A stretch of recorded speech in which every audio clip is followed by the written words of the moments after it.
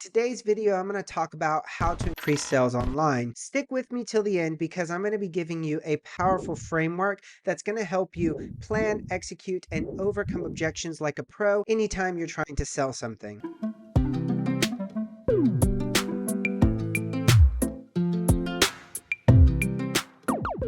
Among all the digital tools available to us today, all the tips and strategies that you probably hear about people telling you online, it's very simple for us to lose sight of what actually matters in business, the human interaction. How can we facilitate human interaction in a digital setting? It comes down to the most powerful sales tactic that exists, sales call. You can do it via video or you can do it by picking up your phone and actually calling somebody. But this human interaction is what's going to exponentially increase your possibility of making a sale in the digital and the real world. So let's unlock the secrets of human psychology and human connection so that you can start making sales for your business every single day. Let's first start by talking about the importance of the human element in psychology and sales. In today's world, most interactions are digital, so it's very easy to forget the power of personal connection and personal touch. But here's the thing, no amount of email sequences, social media messages, or videos are actually going to help you reach your goal of making more sales. You need a human connection, and this is where the sales call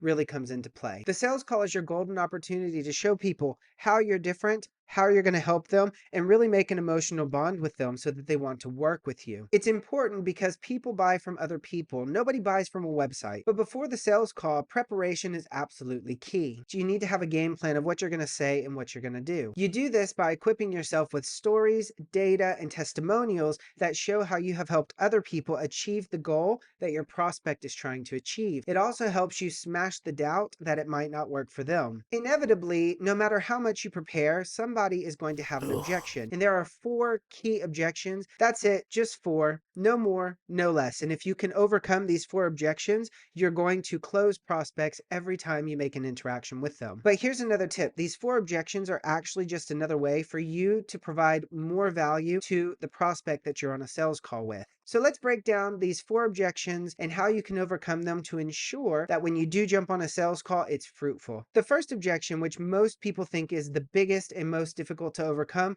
is the price objection. However, it's never really about the price, is it? It's all about value. So the moment that you present your price to someone and they say, this is too expensive, don't immediately get defensive. You should follow up and agree with them. When you follow up saying, I totally get where you're coming from, this is going to help you build rapport and is going to put the person's mind at ease instead of in defense mode. However, you should not move on from this objection until you anchor it. Anchoring an objection is essentially isolating it so it doesn't come up later in your sales call. You can anchor the price objection very simply by saying, would anything else prevent you from moving forward and taking the next step and working with me today? 9 out of 10 times people are going to say no. And by then, you've already narrowed down this objection, pushed it into a corner, and it cannot come back up later in the conversation. The next thing you want to do is find out if people actually have the money to work with you. This is not about haggling. It's not about lowering your price so somebody does want to work with you. This is about finding out if you're going to put them in a negative situation by continuing the sales call. So you want to ask them, how much money do you have available on hand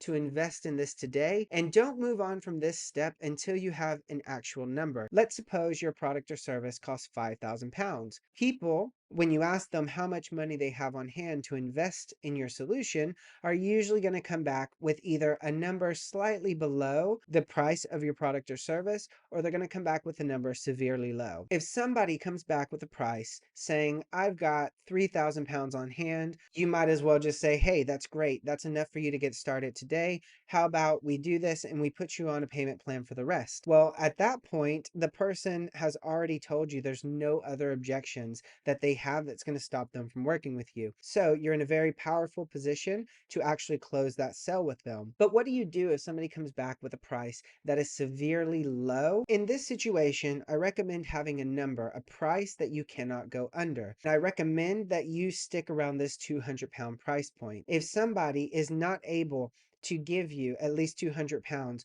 they're probably not in a financial situation to work with you moving forward. So let's assume somebody comes back low and says, I have about 150 pounds. You can then follow up and say, the lowest I can do to get you started and working with me today is going to be about 200 pounds. Is that something you can do? Most of the time, in my experience, people are going to say, yeah, I can swing that. But if they don't, you've saved yourself a lot of time. You don't want to progress with the rest of the sales call. Politely say, feel free to contact me whenever you can meet this minimum. That way we can get you started and solve your problem. And this is how you overcome the price objection, by isolating or anchoring the issue that people are having internally. Remember, whenever you are telling somebody the price of your product or service, you are looking to forge a partnership, and it needs to be beneficial for you while working within their budget. Now, let's move on to the second objection. This is the spouse objection. I'm a firm believer that you should never enter a sales call and deal with the spouse objection. Before you even attempt to make a sales call with somebody,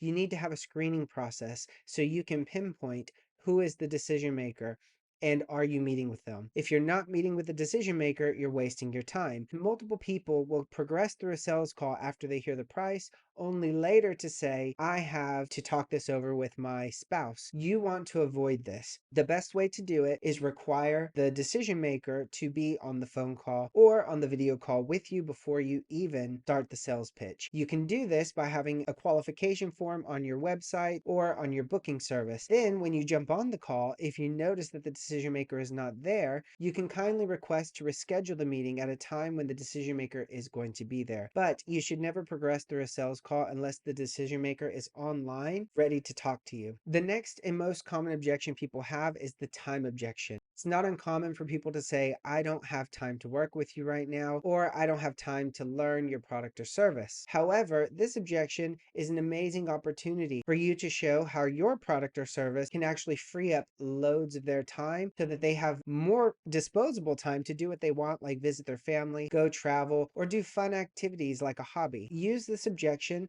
to really exploit the value of your product and show people how they're going to get time back by working directly with you. This step is all about showing the bigger picture for someone. You want them to understand why they need your product and really build it out vividly so they can experience themselves spending their time doing what they want rather than behind a computer doing things that they don't want to do. The last objection is the belief objection. This actually is not about the person's belief, rather it's about the trust they have in you. People need to believe in your product's ability to solve a problem for them or help them reach a goal. You can do this by sharing case studies, testimonials, or other data that you have related to your business and previous customers. You need to make this very real for them. That way they can envision themselves in a position that your previous customers who had success are currently in. As we wrap up, it's important to remember the easiest way to increase online sales is to incorporate a human element into your sales process. We do that by bringing people onto a sales call. Overcoming objections and effective follow-up are strategies that you can use, but if you follow the steps outlined in this video, you should be able to isolate the issue of not making sales online so that you can increase it the first time you jump on a call with someone. And we do this by being empathetic, understanding them, and giving them an emotional and human connection. If you found value in today's video or think that these tips and tricks could be helpful for someone, why not go ahead and click the subscribe button and hit the bell. That way you're notified the next time I make a video. Thank you for watching, and if you didn't take anything else from this video, I want you to remember that when you are selling something, the goal is not to exploit people. The goal is to make a human connection, an emotional connection, and actually provide value to this person's life. I hope you can go out, start making meaningful connections, build emotional bonds, and start making sales. That way you can have a fruitful online business. That's all for today, guys. My name's Sean, and I will see you next week.